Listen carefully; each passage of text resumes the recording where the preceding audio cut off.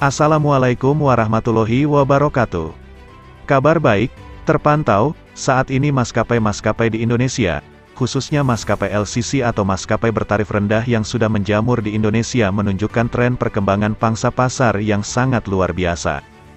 Sebelumnya, ada maskapai Super Airjet, yang mampu mencatatkan pengoperasian sebanyak total lebih dari 50 unit pesawat di masa menginjak 2 tahun operasinya.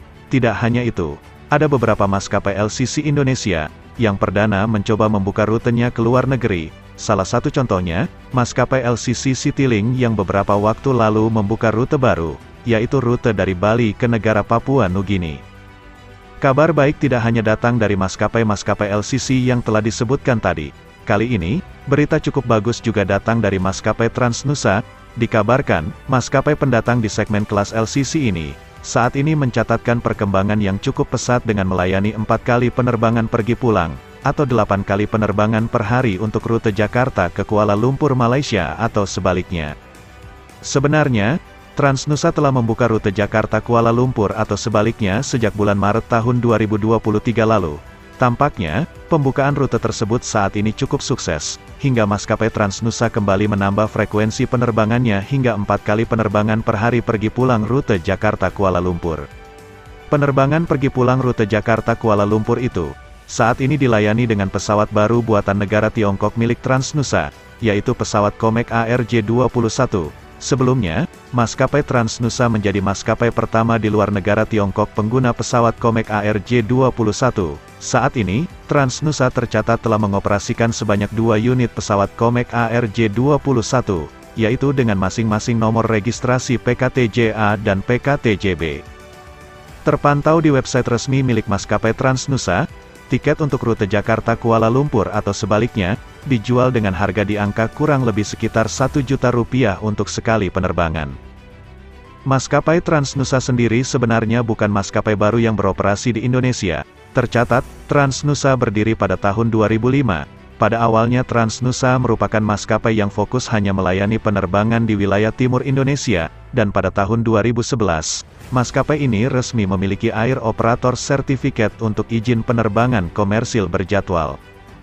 Tidak berhenti di situ saja perjalanan jatuh bangun Transnusa. Tercatat, pada tahun 2020 lalu, maskapai ini harus menghentikan operasinya karena terpaan pandemi yang sempat meluluh lantahkan dunia penerbangan. Setelah terpaksa berhenti beroperasi, angin segar datang ke maskapai Transnusa pada tahun 2022. Kala itu, Transnusa dikabarkan akan bangkit kembali dan menjadi maskapai penerbangan bertarif rendah atau LCC. Bangkit kembalinya maskapai Transnusa tersebut, karena adanya investor dari perusahaan luar negeri ke maskapai Transnusa. Sebelumnya, ada beberapa penyebab maskapai Transnusa berani mengambil keputusan untuk masuk ke segmen maskapai LCC di Indonesia. Selain karena terbukanya segmen pasar maskapai LCC di Indonesia, salah satu sebab utamanya adalah karena pada awalnya ada salah satu perusahaan asal Tiongkok yang mengakuisisi saham Transnusa sebesar 35,68%. Hal itulah yang membuat maskapai Transnusa menjadi maskapai pertama di luar negara Tiongkok yang mengoperasikan pesawat Comac ARJ21. Perusahaan asal Tiongkok yang menjadi salah satu pemegang saham milik maskapai Transnusa, adalah perusahaan China Aircraft Leasing Group Holdings Limited atau CALC. Seperti yang dikatakan tadi, sebelumnya CALC memegang saham Transnusa sebesar 35,68%. Namun dalam kabar terbaru, saat ini kepemilikan saham oleh perusahaan CALC di maskapai Transnusa telah naik, dari yang awalnya memiliki kepemilikan saham sebesar 35,68%, dan saat ini sudah mencapai sebesar 49%.